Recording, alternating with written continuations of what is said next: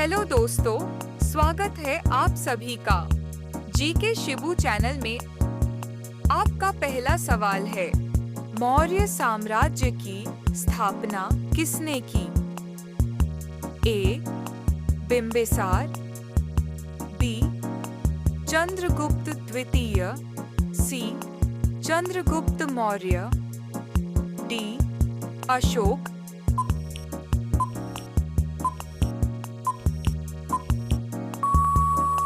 आपका सही जवाब होगा सी. चंद्रगुप्त मौर्य। आपका दूसरा सवाल है, चाणक्य को और अन्य किस नाम से जाना जाता था? ए. श्रीगुप्त, बी. समुद्रगुप्त, सी. चंद्रगुप्त, डी. विष्णुगुप्त।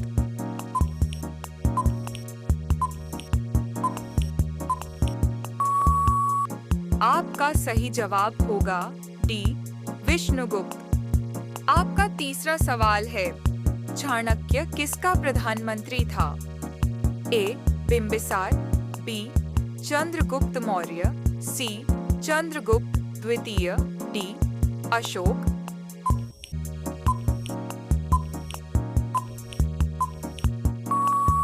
आपका सही जवाब होगा बी. चंद्रगुप्त मौर्य। आपका चौथा सवाल है, अर्थशास्त्र की रचना किसने की थी? ए. कौटिल्य, बी. पुष्यमित्र, सी. धनानंद, डी. बिंबिसार।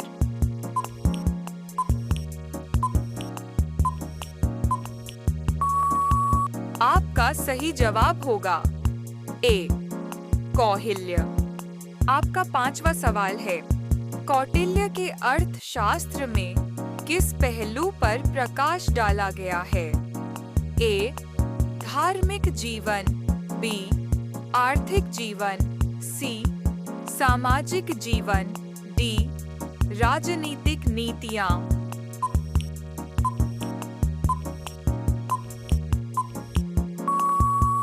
आपका सही जवाब होगा डी. राजनीतिक नीतियां। आपका सवाल है 6, चंद्रगुप्त मौर्य ने अपने अंतिम दिन कहाँ गुजारे? ए. पाटलिपुत्र, बी.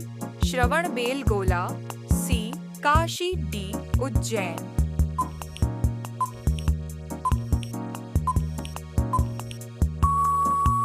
आपका सही जवाब होगा बी. श्रवणबेलगोला। आपका सातवां सवाल है, मौर्य वंश के शासन के दौरान स्थानिक कौन था? ए. जिला प्रशासक, बी. नगर प्रशासक, सी. ग्राम प्रशासक, डी. प्रांतीय प्रशासक।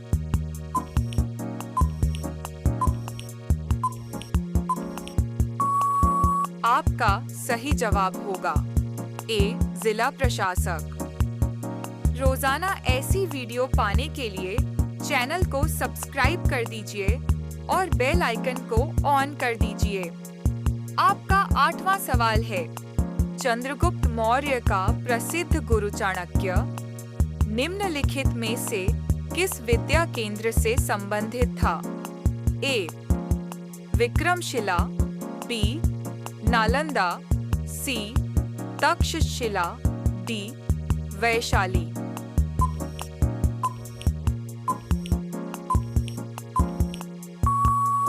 आपका सही जवाब होगा सी.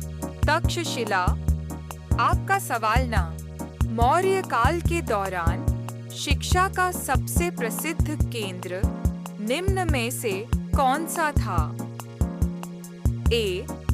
वल्लभा, बी. नालंदा, सी. उज्जैन, डी. तक्षशिला।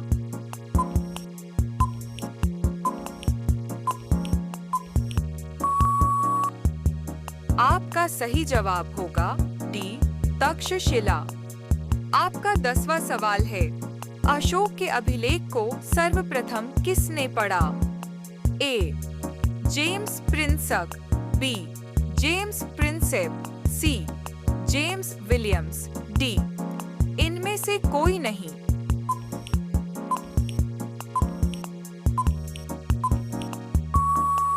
आपका सही जवाब होगा बी जेम्स प्रिंसेप। आपका अगला सवाल है 11।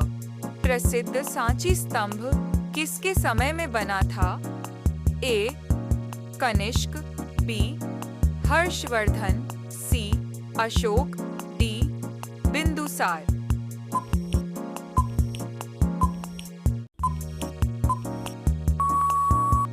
आपका सही जवाब होगा सी अशोक। आपका अगला सवाल है 12। मौर्य साम्राज्य में प्रचलित मुद्रा का नाम क्या था? ए दीनार, बी पण, सी तोल, डी इनमें से कोई नहीं।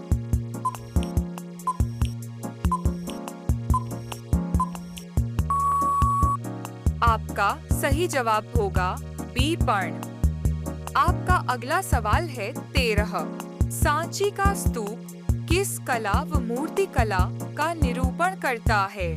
ए जैन, बी ईसाई, सी मुस्लिम, डी बौद्ध।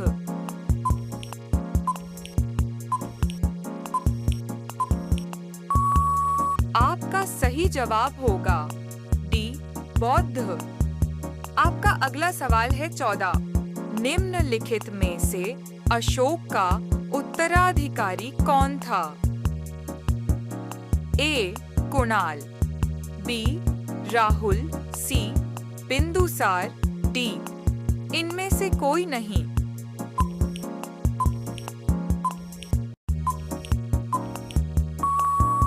आपका सही जवाब होगा ए कुणाल। आपका अगला सवाल है 15। सारनाथ में किस सम्राट का स्तंभ है? ए अकबर, बी शाहजहां, सी अशोक, डी शेर शाह।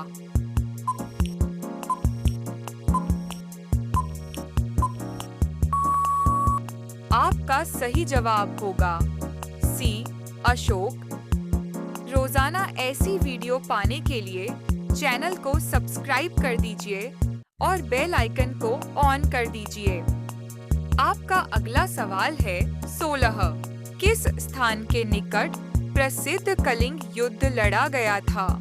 ए उदयगिरी, बी धौली, सी बालासोर, डी बाराबांकी।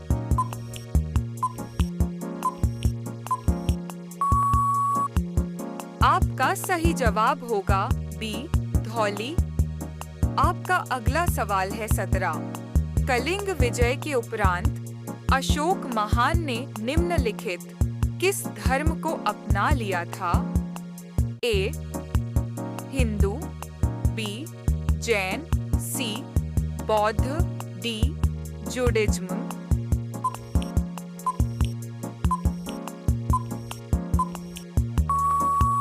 आपका सही जवाब होगा सी बौद्ध। आपका अगला सवाल 18। कलिंग युद्ध की विजय तथा क्षत्रियों का वर्णन अशोक के किस शिलालेख में है?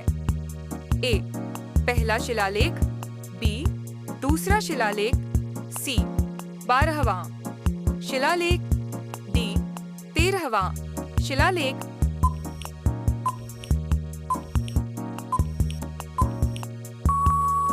आपका सही जवाब होगा डी 13वां शिलालेख। आपका अगला सवाल है 19। सम्राट अशोक किसका पुत्र था? ए बिंदुसार, बी चंद्रगुप्त मौर्य, सी बिंबिसार, डी इनमें से कोई नहीं।